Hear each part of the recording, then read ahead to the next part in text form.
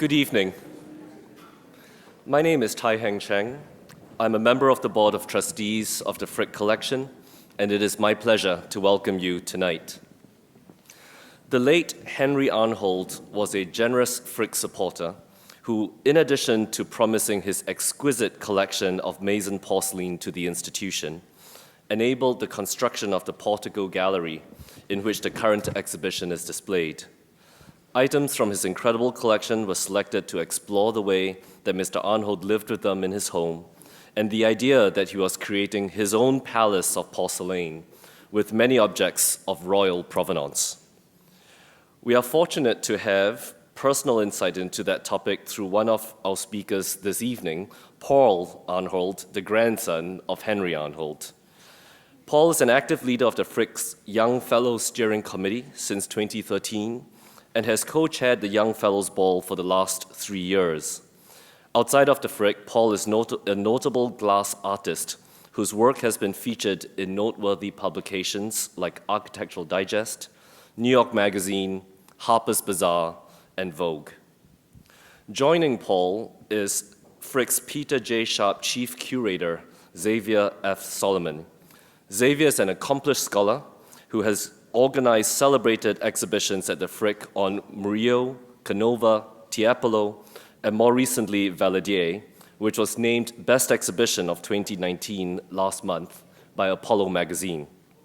He also wrote the latest volume of the Frick's diptych series on Rembrandt's Polish Rider, which features illustration by Miera Coleman, and is currently working on a new volume focused on the Titian portrait of Pietro Aretino. We will have a short question and answer at the end, followed by a reception in the Garden Court and viewing of the exhibition in the Portico Gallery. Please join me in welcoming Paul Arnhold and Xavier Salomon.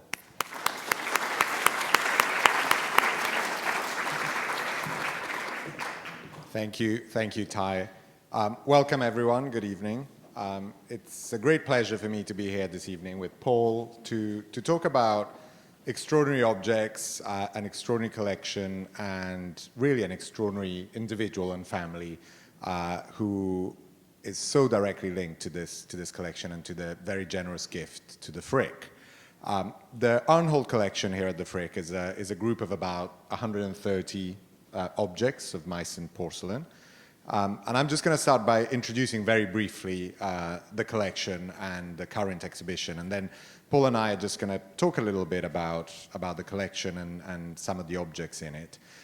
The present exhibition is really a celebration of some of the best objects in that group of 130, and the title comes from a rather sort of witty and fun juxtaposition between Henry Arnhold and one of his great heroes, who's Augustus the Strong. And so Henry Arnold's Meissen Palace is really playing on the idea of the Japanese palace, which Augustus the Strong built. He didn't quite have a collection of 20,000 pieces of porcelain as Augustus did, but almost, and very, very important objects he had. So here you see a slide. We would have liked for this evening to take place in the gallery, but of course the space is limited, so we encourage all of you to go and see the objects afterwards, and the galleries will be open, and you can have drinks, not in the galleries, but adjacent to the galleries. So the story tonight starts in Dresden, of course, but it starts in Dresden, I would say, at two different points. So there is on one hand the creation of Meissen in the early 1700s, but on the other there is the creation of the Arnhold collection in the 1920s. And really we have a kind of mythical date of 1926 when the first object is acquired by your great-grandparents. And that is a collection that grew swiftly over the next few decades in a very turbulent time in history and a very turbulent place in history. By the time Henry had the collection later in his life, he had about 500 objects, and about a third of those objects had been collected by his parents beforehand. So he built quite substantially. 2/3 of the collection were added from the collection of his parents, Heinrich and Lisa Arnhold. What you see here is the display as it is today, but just to sort of link it back to Dresden in the 1920s, and this is one of the photos, we'll show more, of some of the pieces in the house in Dresden before the war. But this goes back to, this is not the collection, but this goes back to the broader issue of how porcelain is invented, reinvented in Europe as opposed to Asia. So porcelain existed in Asia all the way back to at least the 6th century in China. I mean, you're not an audience to whom I should lecture about the history of porcelain, but just to sort of focus on a few fixed points, most of the porcelain that comes to Europe, well, all of the porcelain that comes to Europe until the 18th century is produced in China and Japan, with a very big influence of export porcelain. So the Chinese and the Japanese started producing porcelain that was clearly designed to cater a European market. This slide I'm showing you, it's a fabulous installation that's currently on in Milan at the Fondazione Prada, where they have an exhibition called Porcelain Rooms, which is really about import porcelain from this period. And they've literally covered the room, floor to ceiling, including the ceiling, with objects that would have been designed and produced in China and Japan for European patrons. But this went hand in hand with Europe trying to create porcelain themselves, and there are early attempts in Florence and various other places to produce what they tried to make as porcelain. But this only really happened in Dresden in the 18th century. And so we're going to talk more about Dresden in a minute. But here is one of the wonderful views of Dresden by Bellotto in the 18th century.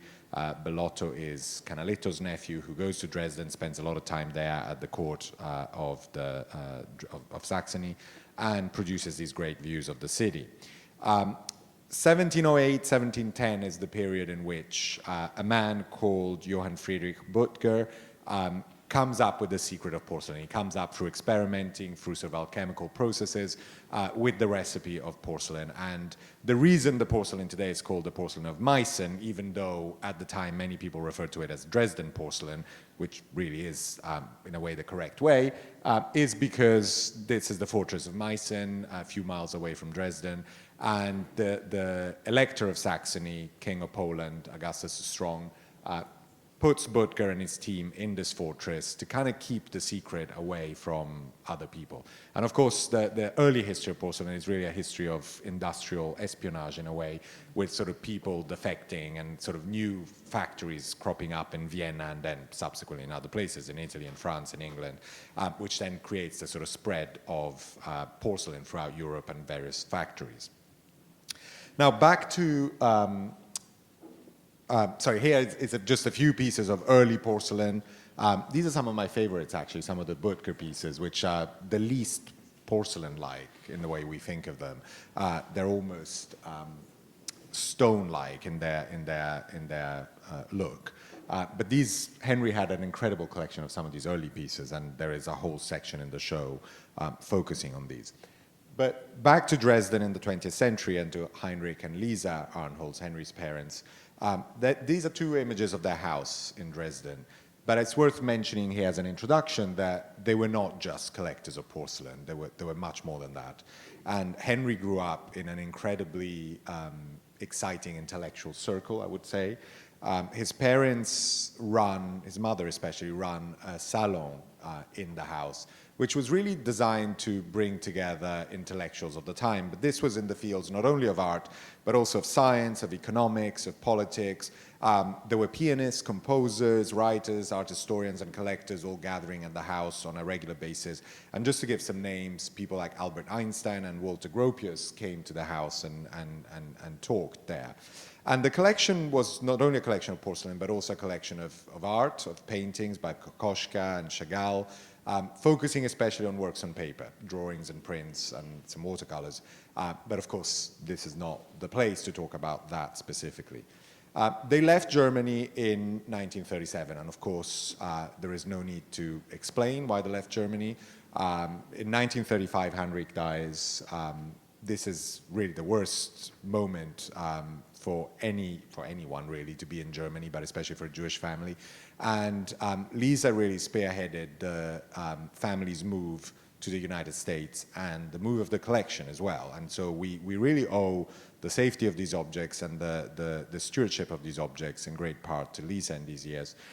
They were sent to the United States in 1940, and this was thanks to the Young Museum in San Francisco, who organized an exhibition on the Arnhold Meissen collection, which lasted up till 1942. And this was an excuse that worked very well to get the collection out of Germany and into the United States. And the family based themselves in on the West Coast first, and then moved to New York.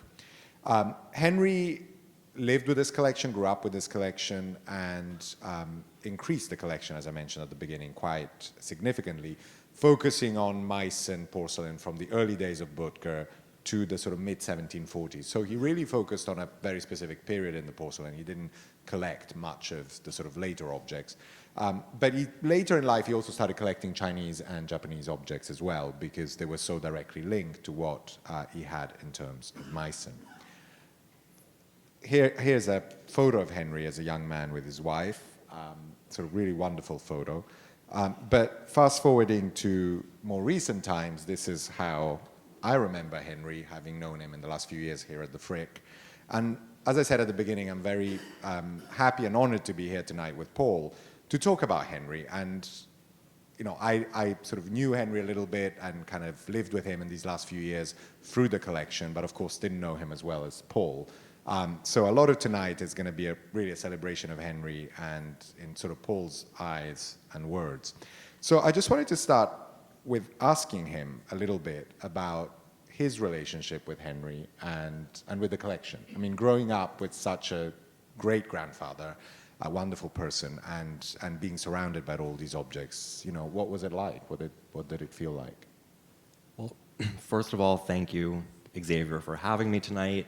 It's really exciting to be here, and a little bittersweet, because the collection lived with my grandfather in my grandfather's house until he died, and the way that I grew up with the porcelain was through his eyes, and a lot of my relationship with my grandfather took place in his apartment, in his home, surrounded by this porcelain. And so some of my earliest memories of my grandfather Henry were coming in to visit him, and his apartment, the elevator door opened right into the apartment, and he was sort of the gatekeeper of this palace of porcelain. And he always greeted me with just the most warm, open, happy demeanor, and was excited, energized to show me the latest thing that he had purchased, the latest piece to arrive from a gallery or an auction house somewhere in the world, and to have a conversation with me about something that he found to be absolutely beautiful. So those are the memories that I had with him. And what I love so much and what I appreciate now more than I did when he was alive was his true appreciation for things that he found to be beautiful. And you talk about the discerning eye, the quality of the collection, the fact that much of the collection had royal provenance, but Henry wasn't the most proud of the pieces that were so rare. For him, it was about the beauty of the pieces and about the importance of the fact that the porcelain, which was created in Europe and inspired by Japanese and Chinese porcelain, was created so close to his hometown. So it was a collection of love and a collection of passion and pride. And one story that I love that I wanted to share was that right when you came into his apartment, he displayed this big, beautiful blue and white piece of china that had, I think, royal provenance from the Japanese palace. And next to that, he kept a little jar of sand that he had brought back from a trip to Aruba. It's like, you know, high, low to the extreme. And to him, both were full of magic. And that was something that I loved about him, and that since he's gone, I really, really can appreciate. One of my greatest memories about him was, of course, the selection of the pieces coming to the Frick was not something I was directly involved with at all. That all happened long before I came to the Frick. And I think, Anne Poulet, who was then the director of the Frick, worked very closely with my predecessor, with Colin Bailey, with our curator of decorative arts, Charlotte Vignon, who recently left, and with Henry's curator, with Maureen Cassidy Geiger. And this great team of people, of experts in sort of various fields, and Maureen especially, who knew the collection better than anyone else, sort of came up with a selection of objects. And I've heard a number of times that Anne wasn't so keen on figurines. She was very keen on sort of vases and cups and teapots and so on, but not the figurative objects. And so later on, Henry called me and Charlotte in and said, I've just bought a piece and I think this is perfect for the Frick. And he shows us this little man with pretzels. And both of us looked slightly horrified to begin with. And we thought, and, what are we going to do with this? And he loved that object so much. And I remember him spending a good 15 minutes telling us how much he loved this thing that he had just bought, and how funny it was, and how witty it was, and honestly, by the end of it, we both absolutely loved the object and thought it was very important to sort of add it. And it kind of, you will see it in the gallery, and it's sort of pride, place of pride. It's sort of a wonderful thing. And it's a sort of strange addition, whimsical addition in a way, but I think that was so much what Henry was about. Well, there's another side of that story that I don't know if you know, which is that he probably purchased that and managed, he was a very mischievous, cunning, smart, finger on the pulse guy, if any of you knew him, and I know a few of you in the room did. And he had a conversation with someone at the Met who wanted a piece, a specific piece. And Anne Poulet and him had already struck an agreement, and that piece had been promised to the Frick. So what did he do? He bought Pretzel Man, and he said to you he would add it to the gift, but I think he might have swapped it with a piece that then went to the Met. We did release a piece. So he knew how to get what he wanted. Yeah, no, it's true. Yeah. I think we got some birds as well. It wasn't just Pretzel Man. But it was a good bargaining deal for everyone. This was really about blue and white Meissen pieces. The Met, they have a great collection of Meissen, but they didn't have enough of those pieces, and most of the great ones from the Arnholt collections were already promised to the Frick. So he asked us, when I arrived early on, if we were willing to relinquish one for the Met in exchange for something else. And so we said, yes, of course, that would make perfect sense. So the piece went to the Met, and we got Pretzel Man, which I am very, very Pretzel happy Man about. is great. It's great. I'll It's go visit fantastic. Pretzel Man after this. Yeah, we're very happy with Pretzel Man, and I think the Met is also very happy. So it was actually a very good triangulation in terms of making everyone happy, which of course is exactly the sort of thing that Henry would have worked very hard to make sure that everyone got out of it with a good deal and happy with the results. This is a bit of an obvious question, but what's your favorite piece in the collection? Do you have a favorite piece? I mean, I know the answer. I have a favorite piece, and it's sort of a layup because it's probably the highlight of his collection, but it's called The Great Bustard. And I love it for a few reasons, but I remember growing up with this piece, and it was always a source of pride for Henry. I love animals, but also just this white, big, craning bird with its bent neck perched on this log feels very modern to me and feels like it could be something that lives in a contemporary home. It doesn't feel like an 18th century decorative object, and it's always been one of my favorites in his collection. I have to say, it's also probably my favorite one as well. Augustus Strong had this incredible idea. I mean, when you think about some of these ideas, you think, oh, that's crazy, but so wonderful, of sort of populating the Japanese palace with these porcelain animals, most of which are life-size. And the idea, of course, at that point, they couldn't really produce pieces this size in different sort of colors and with glazes. So they were produced in white porcelain and then painted. And most of them, all of them pretty much, don't have any paint left on them. So you now see them as white, but they would have originally been all colored, which must have been pretty amazing. I still think these are some of the most amazing objects that were produced in the 18th century anywhere in the world. They're really fantastic. And whenever I travel around Europe, I always try and see as many of them as possible. And I think people find it hard to understand how extraordinary they are. I was really horrified recently when in Milan at the Pinacoteca di Brera, Well, first of all, in Milan, there is a cousin of the bustard. A private collector there has another one of these early ones. And so every time I see that at this person's house, I always laugh at the idea that we have one and she has one, and it's sort of kind of wonderful to think about them across the ocean. But the Pinacoteca di Brera, which is a paintings museum, actually has one Meissen bird, a heron, pretty wonderful one, which used to be in the 18th century galleries. And they recently redid the galleries, and the bird went, because it's all painting, so they got rid of it. And I was horrified to find that out. And later on, I ended up downstairs in the new shop, and suddenly I see the heron in the shop, and I thought, wow, do they make copies to sell? And then to my horror, I realized it's actually the real thing, and they now use it to decorate the shop, which is beyond disgraceful. But I mentioned this to the director a number of times now. But these are such wonderful things. And when you think of what the Japanese palace must have been like, filled with these objects. One of my favorite experiences here at the Frick was working with Henry as well on the Arlene Chaquette project. So as many of you know, we invited a contemporary artist who worked in Meissen to install some of Henry's objects in a wonderful, whimsical way. And we borrowed a series of other Meissen animals that Henry had that were produced in the 1920s and more recently. And we actually installed them in the garden. And it was wonderful from the portico. I mean, I love this photo where you see the bustard with the trees in the back with the magnolias, almost as if it's out in the open. I mean, of course, we couldn't do it with such a precious piece. But with the others, I remember when we started first of all, we started the conversation with Henry about the Arlene Chaquette project, thinking, is he going to hate this? What is he going to say? And of course, the minute we explained it to him, he absolutely loved it.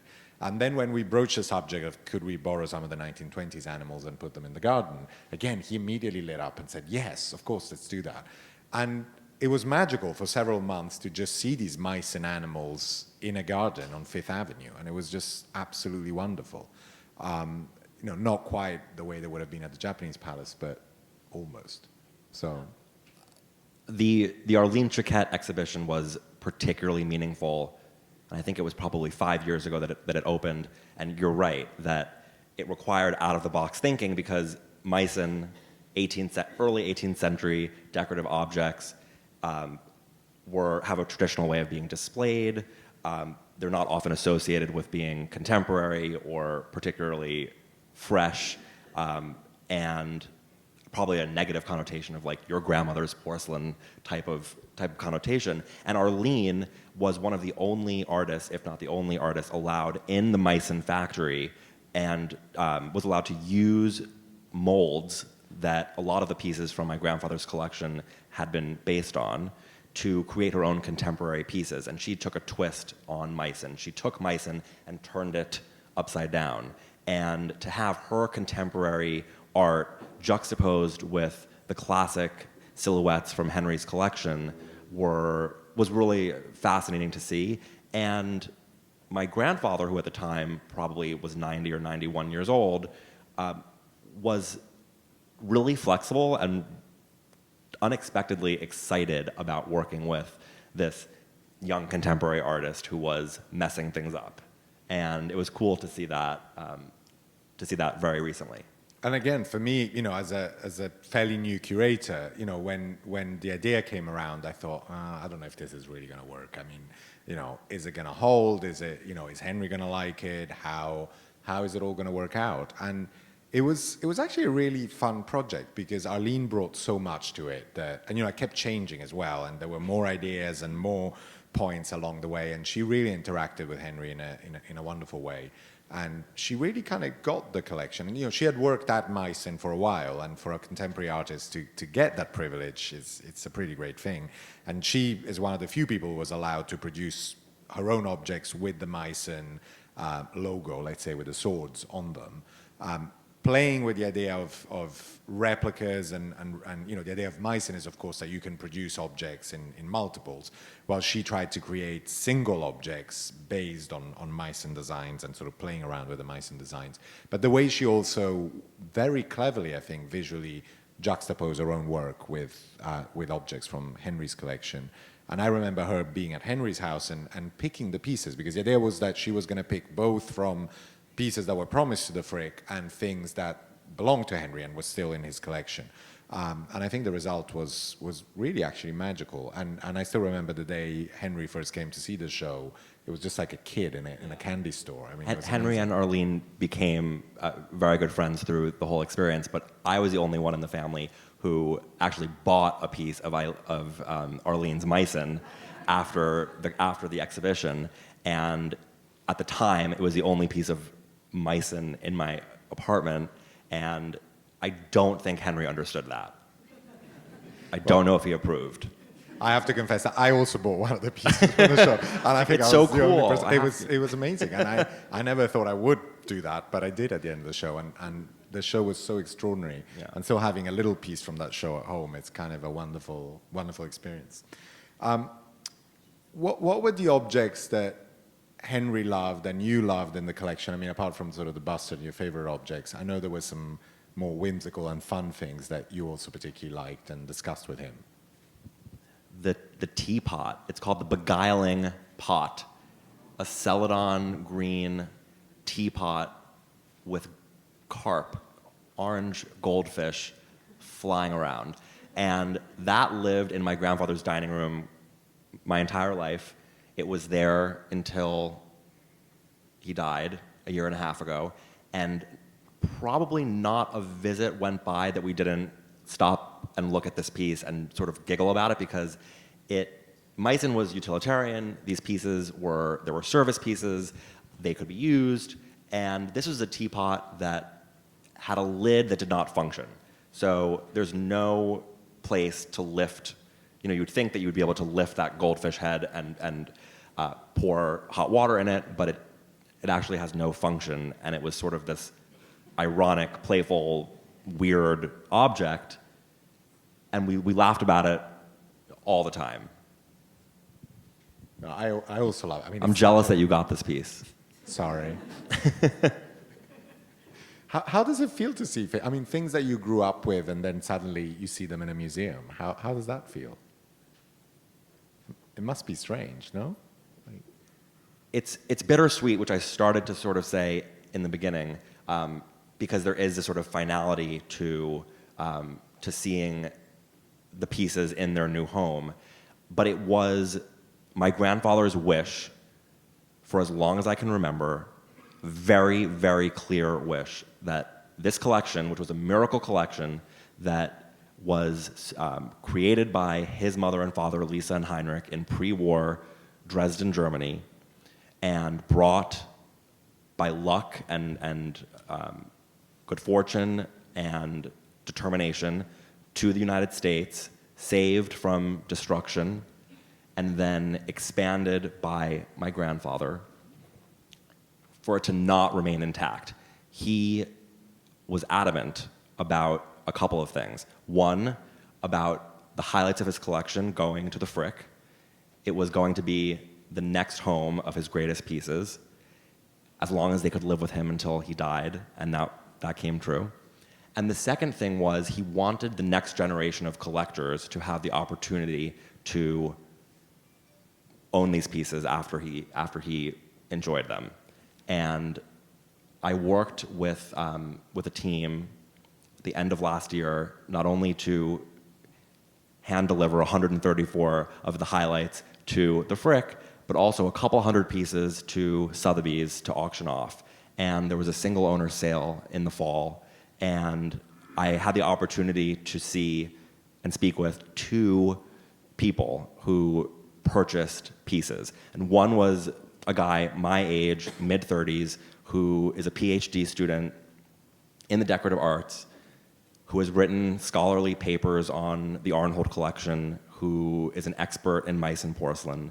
And it was a dream of his to own a piece from the collection, but he never thought that would ever happen. And he was one of the winning bidders on a piece.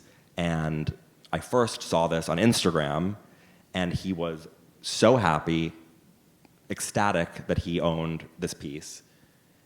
And then another person I spoke to, a wonderful man, 91 years old, who lives in San Francisco, who purchased a blue and white little saucer. Only 5 of them were in existence, 4 in museums, and 1 in a private collection, in my grandfather's collection. And he bought this piece. It is the highlight of his collection, the culmination of decades and decades of collecting Meissen. And I met with him in San Francisco around Thanksgiving of last year, and the joy that acquiring this piece gave him was so special to see and was evidence that my grandfather's wishes were coming true. I mean, when I first started thinking about porcelain a long time ago, it was really through a novel, Bruce Chatwin's book, Oots, which I don't know if many people have read, but it's really about this kind of idea of the sort of porcelain malady, this kind of collecting thing of, you know, it's a book about an individual in Prague at the time of the war who has collected this incredible collection of porcelain, of Meissen porcelain, and how this collection survives through the war and it's sort of hidden away.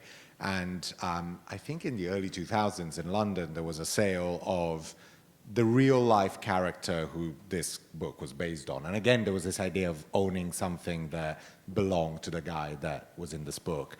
And this idea of objects that have a pedigree through the collection. I mean, the fact that Henry owned pieces that belonged to Augustus the Strong, and that now people can own pieces that belong to Henry. It's sort of, it's, I think, a very moving thing, sort of thinking about the history of these objects and how they move from one place to another.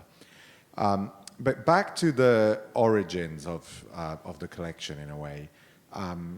One of the greatest exhibitions on porcelain, I think, that was ever put together was a show at the Bard Graduate Center a few years ago now, called Fragile Diplomacy. And it was really, I mean, I think I saw that when I was a student, and I still remember it as one of the greatest shows I've ever seen.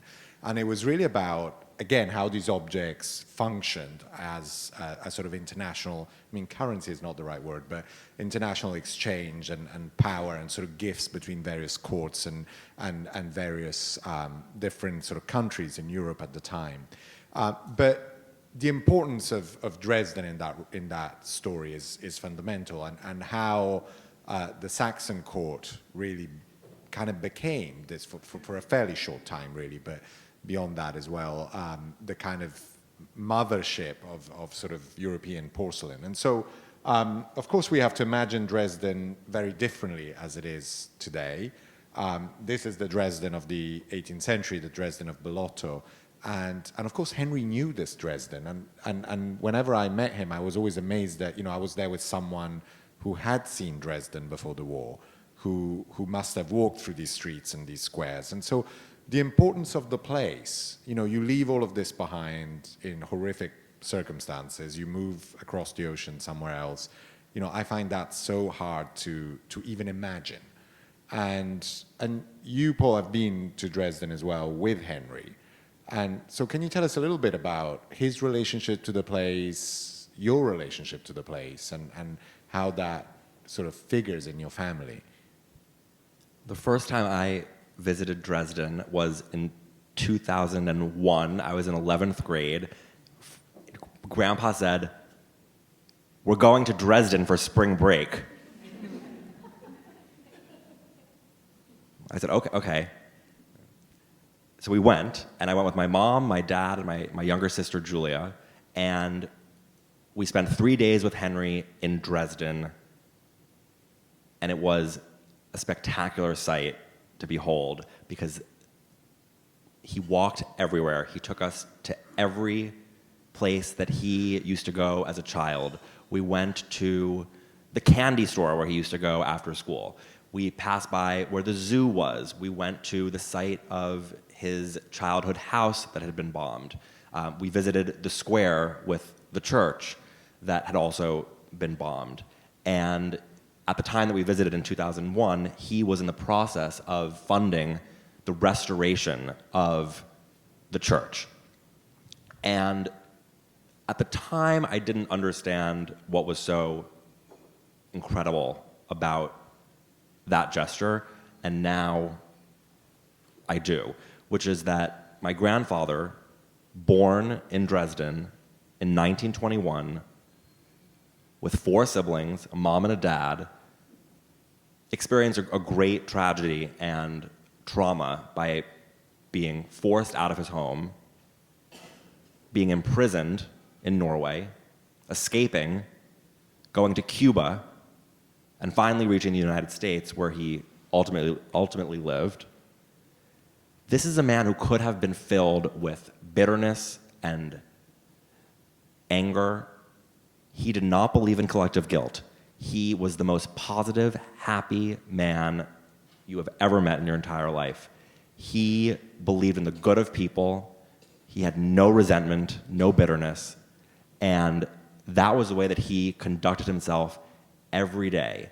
And for him to come back to Dresden, the place that rejected him, with no bitterness or anger towards the city that he loved so much as a young boy, that tragically rejected him as a teenager, and to fund the restoration of not only the synagogue that was bombed, but also the church, is really important to me now. And so back to Henry as well. One of the things that always struck me was his different interests. I mean, porcelain was a major interest in his life, but it wasn't the only one. And he was a supporter, of course, of the Frick, but also of so many other institutions in various fields. And he was so active in all of these things well into his 90s and all the way up to his last few days.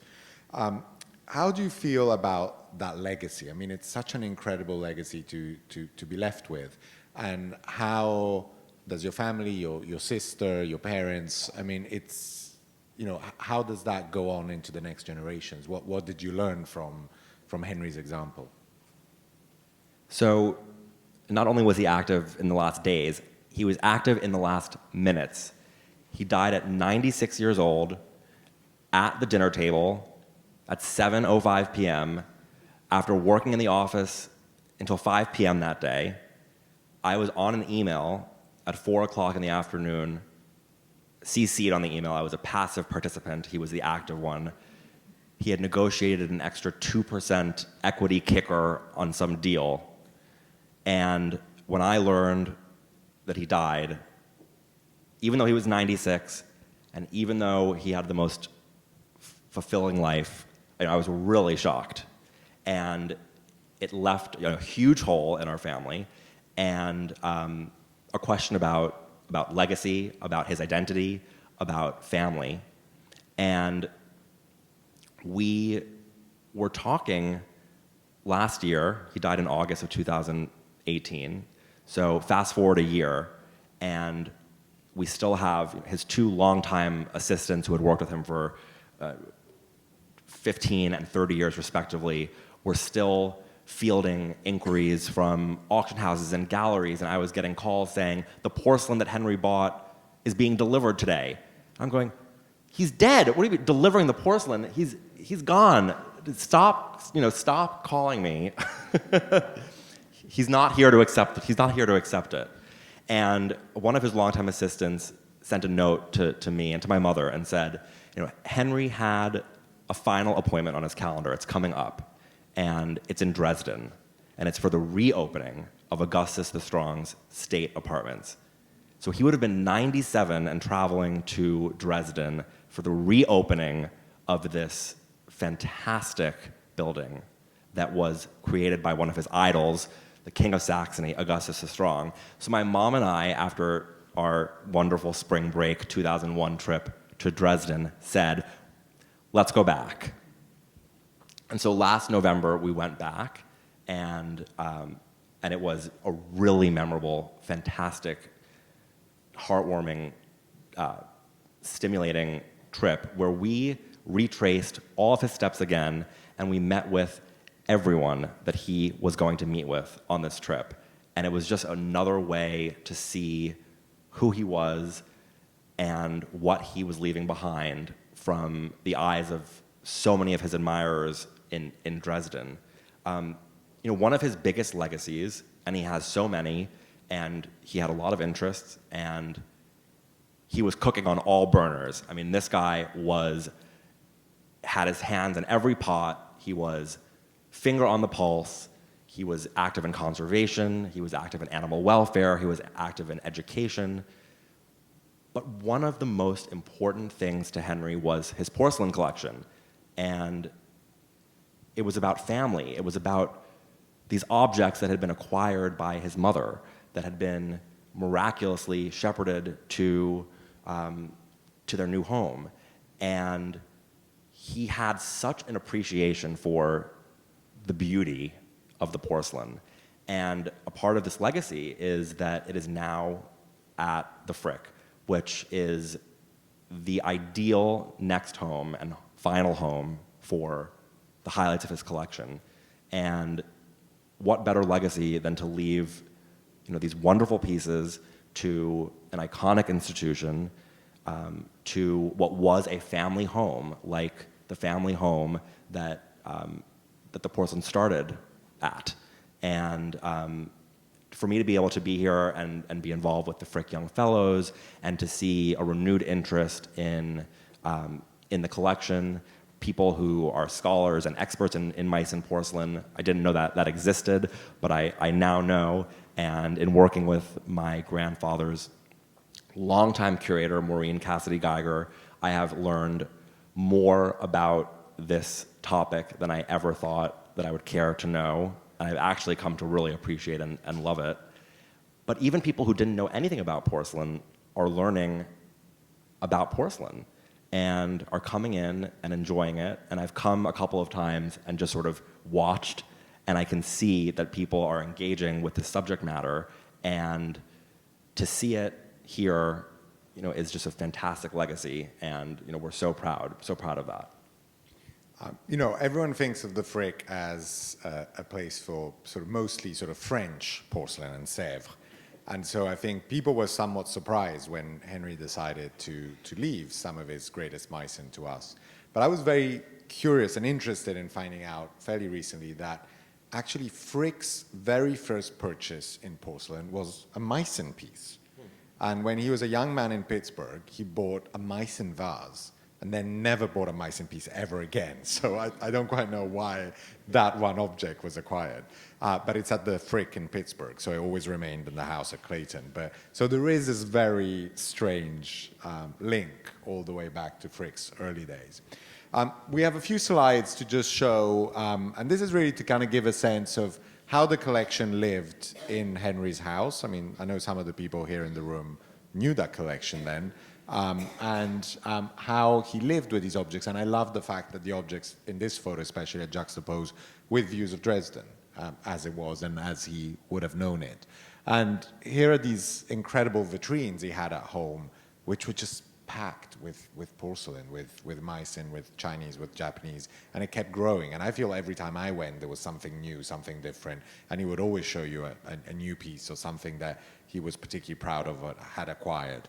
And of course, this is now juxtaposed with this display, which, as I say, it's a celebration display. It's not going to be a definitive one. We're going to be working on a new display of this when the Frick reopens in a few years, where we're going to have a display of the porcelain in the portico, possibly also rotating piece as we go along.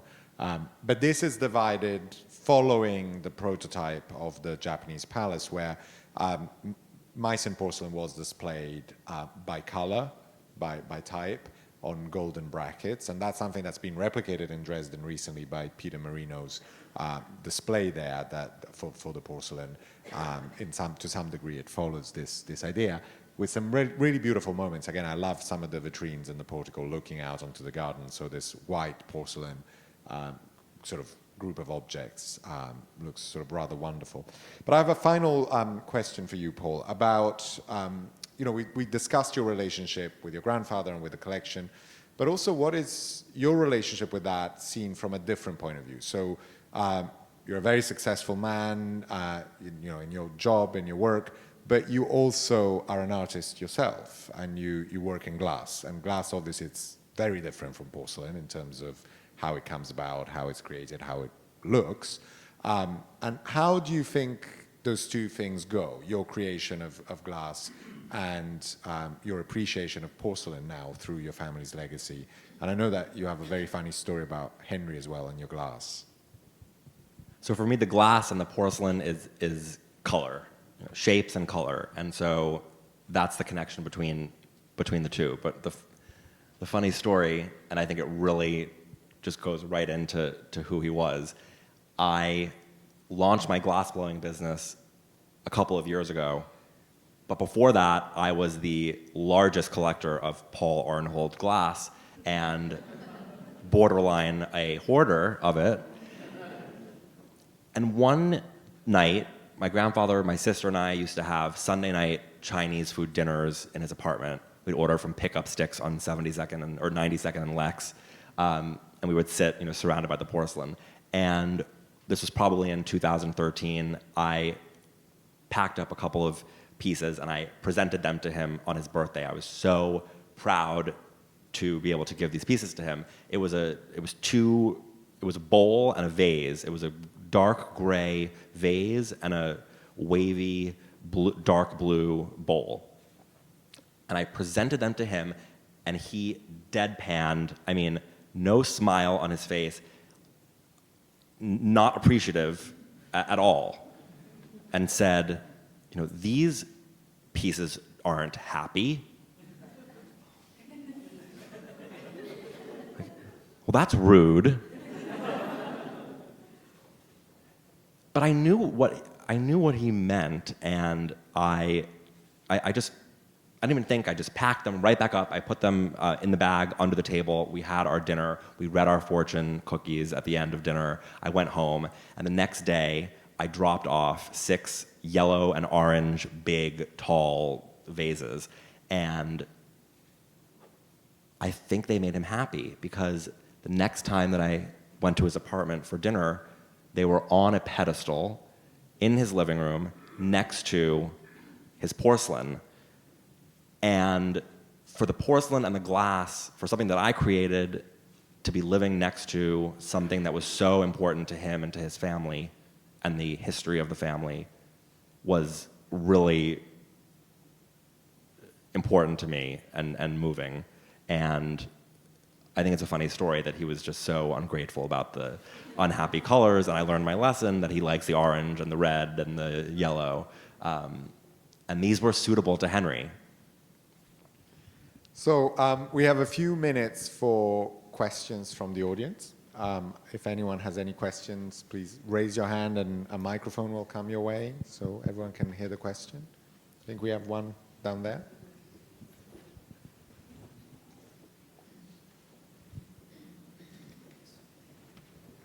Hi, good evening. Very quickly, I'm interested in hearing about how the collection traveled from Europe to America. Actually, not so quickly. I was going to say very quickly. Thank you to you both. But how did the collection come, and what did the museum and your family have to do to get it out of there safely? So I was speaking to Maureen Cassidy Geiger last night about this, because I wasn't sure. And I think we figured out why we're not sure, and I'll tell my story, and then if you actually know the answer, then you'll just tell me, and then we'll all be able to leave. But my great-grandmother, Lisa Arnhold, kept a daily diary in the teens and 20s, into the mid-30s, when a daily diary, every single day, without missing a beat, of what she did. And then in 1935, her beloved husband, Heinrich, died suddenly, and the war started, and the trauma of being uprooted began. And it's a little nebulous. She stopped writing for those years, and we're not 100% positive what happened. But what we think happened, because we know that it went from Dresden to Switzerland, is that she just packed the porcelain in a box and she labeled it kitchen stuff. And it got out that way. And then from Switzerland, she had the luck, the foresight to send it to the De Young Museum, and it got it safely to the States. Yeah, I always wondered about the passage from Germany to Switzerland. I didn't know about that, yeah. But I suspect there was something like that. And there are similar stories. In that moment in the 30s, many families managed to get stuff out of Germany. I think there was a sort of general confusion as to, what was kept. Obviously it would have been a lot more difficult with things like paintings, but I think for porcelain, clearly there were ways of still just about getting things out. And, thank God they did. I mean, imagine if all of that had stayed in Dresden, I wonder how much of it would have survived at all, the war period. I mean, we're lucky that the state collections, I mean, what belonged to Augustus is strong, and it's now in the museums in Dresden, did survive the war. And it's pretty amazing to think that so little in terms of architecture survived and so much in terms of objects. If you go to the Gemäldegalerie Gallery and see the paintings there and go and see the porcelain collection, it's unbelievable, the wealth of it, the green vaults and all the incredible decorative arts objects there, jewelry and so on. It's astonishing. And so, so much of the German collections, state collections, public collections were preserved as opposed to private, where it was, I think, a different story. But the fact that any family at that point getting out of the country would have thought about bringing to safety also these precious objects, it's incredible.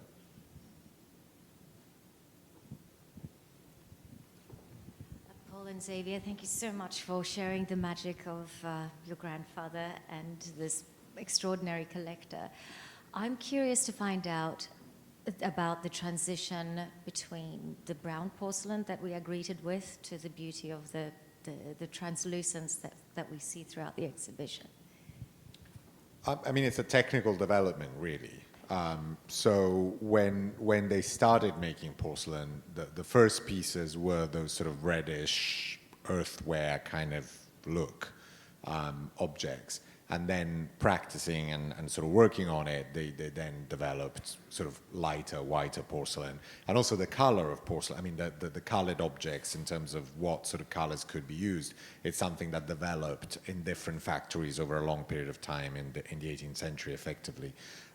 So, Sèvres was particularly proud of their pink that they managed to produce, and other factories, Capodimonte and so on, were proud of other technical feats. But it's really a question of the process. So in the early years, in sort of 1708 to 10, some of the objects were more the sort of Butger objects that we think of, which, when you look at those teapots in the show or some of those objects, you don't even think of them necessarily as porcelain. They look, some of them look more like stone, like sort of terracotta, but they are the earliest European pieces of porcelain, and they are based on Chinese models. I mean, there are teapots and various pots produced in China along those lines with those sort of colors. So, so much of the production in Meissen is, at the beginning at least, and all the way through, based on Asian prototypes. What I love about Henry's collection, but Meissen in general and porcelain in general, is that there are these very playful relationships between objects. So one of the things in the show is this incredible porcelain tray, which is based on a metal tray, a silver tray, which Henry also bought, because of this relationship between the two objects, and they're displayed together in the show. So the fact that porcelain looks then at other materials for inspiration, metalwork or whatever else, is fascinating. But it's really a history of technical development and changes. I mean, and all of it, of course, to imitate Asian porcelain, which already was producing sort of white and colored porcelain long before European did that. Great, I think we may have time for another question before. Anyone else? No? Great. So thank you, Paul. Thank you so much. Thank you all for coming tonight. Thank you.